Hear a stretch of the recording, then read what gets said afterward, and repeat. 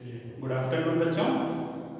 आज हम पढ़ेंगे ग्रामीण क्षेत्र पर शासन चलाना के अंतर्गत खेती में सुधार की आवश्यकता।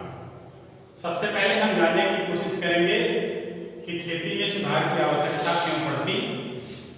कल मैंने आपको बताया था कि ईस्ट इंडिया कंपनी का खर्च भारत में क्या है, बढ़ता है सैन्य आवश्यकताओं के रूप में। दूसरी तरफ हमने ये बताया था कि बंगाल में क्या है, इनारकी अराजकता फैल जाती है, जिससे भी क्या है वहां का राजकोष खाली होने लगता है। इसके बाद आपको हमने बताया था कि इस सुधार को इम्प्लीमेंट करने के लिए भारत में एक नए गवर्नर के रूप में 1785 के लेकर के 1793 में लॉर्ड कॉर्नवालिस, कुछ टेक्स्ट बुक में चार्ल्स कॉर्नवालिस का नाम दिया गया है।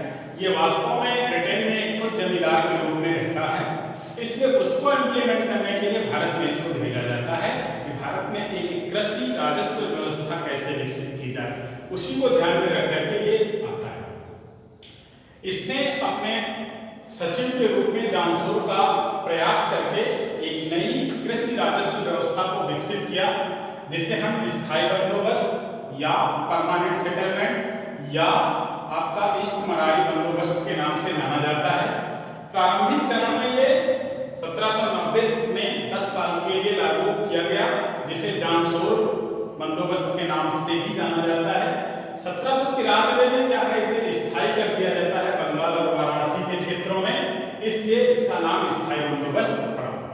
इसकी विशेषताओं में जब हम जाते हैं तो सबसे पहली विशेषता यह है बंगाल के क्षेत्रों में लागू होती है। दूसरी विशेषता यह रहती है कि इसमें जो कॉन्ट्रैक्ट होता है वो ईस्ट इंडिया कंपनी और भारत में जमींदारों के मध्य होता है। इसमें जमींदार को भूमि का मालिक बनाया जाता है और ये तय कर दिया जाता है कि कृषक से जो भी राजस्व वसूला जाएगा उसका 89% आपको कंपनी को देना होगा और 11% आपको रखना होगा। किसी भी टेक्स्ट बुक में ये नहीं दिया गया है कि कृषक से कितना राजस्व लिया जाएगा, जस्ट लाइक 33%, 50%, 80%, ये किसी भी टेक्स्ट बुक में किसी गजट में प्रकाशित नहीं है। अब हम ये देखते हैं कि ये अनुबंध क्यों किया, कंपनी ने क्या सोचा। कंपनी ने जमींदार को मालिक इसलिए बनाया क्योंकि कंपनी ज्यादा जिम्मेदारी नहीं लेना चाहती थी। वो ये चाहते थे कि हमारे पास बिना प्रयास के राजस्व का ये भाग आ जाए और ये भाग इनके पास, और उन्होंने एक उत्प्रेरक के रूप में जमींदार जितने खेती बढ़ाएगा उतना उसको 11% के रूप में ज्यादा मिलेगा और उतना ही स्वाभाविक रूप से हमें इस प्रतिशत के रूप में मिलेगा। लेकिन इसमें जमींदारों की निराशा की बात क्या है कि सूर्यास्त का जो नियम रहता है कि कंपनी और जमींदार के मध्य जो तय होता है उस दिन पर अगर आपने अपना राजस्व नहीं दिया तो ईस्ट इंडिया कंपनी आपको उस जमीन से बेदखल करेगी और उसे नए किसी जमींदार को उच्च बोली वाले व्यक्ति को दे देगी। इससे जमींदार निराश। दूसरी तरफ क्या है कि इसका एक ड्रॉबैक ये भी नजर आता है कि इसमें मध्यस्थ जो होते हैं उनकी एक लंबी श्रृंखला बन जाती है, जिसे हम चेन ऑफ मीडिएटर के नाम से जानते हैं। अगर ए इसमें क्या है, एक जमींदार के रूप में है, तो उसने अपने रिप्रेजेंटेटिव के रूप में बी को भेजा, बी ने क्या है सी को लगा दिया और अल्टीमेट ये तीनों किस पर भारित हो गए, हमारे कृषक के रूप में या किसान के रूप में क्या है भारित हो गए। तो अंतिम भार किसान पर पड़ा, किसान भी निराश, जमींदार भी निराश।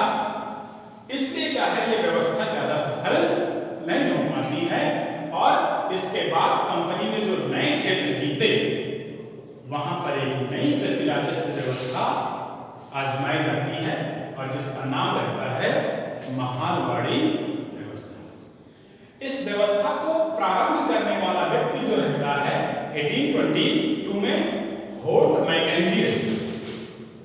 कौन रहता है? होर्ट मैकेंजी रहता है। और इस समय जो गवर्नर रहता है वो लॉर्ड हेस्टिंग्स रहता है, जिसका पीरियड 1813 से लेकर के 1823 तक रहता है।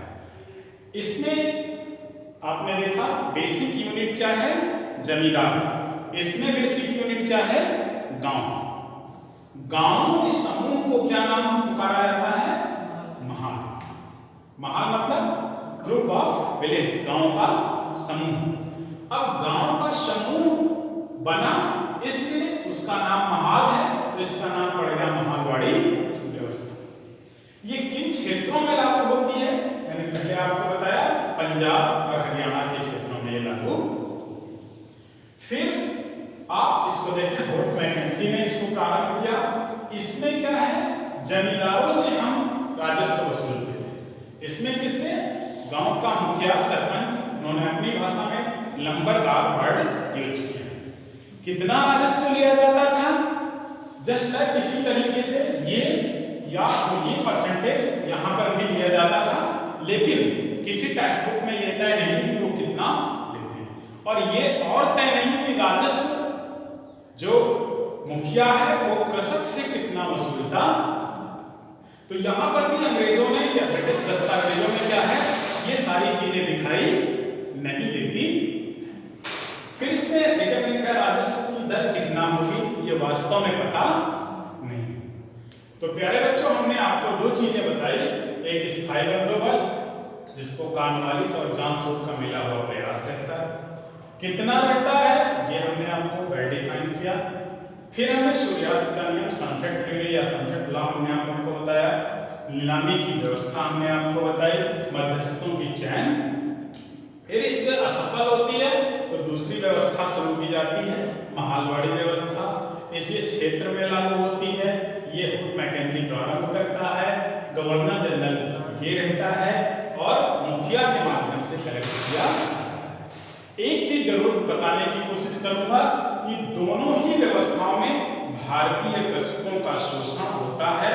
और आपको याद होगा हमने कल बताया था कि गांव उपनिवेश बनता है, और उपनिवेश बनाने का तरीका क्या था? स्थायी बंदोबस्त, महलवाड़ी व्यवस्था। कल पढ़ेंगे हम रैयतवाड़ी व्यवस्था।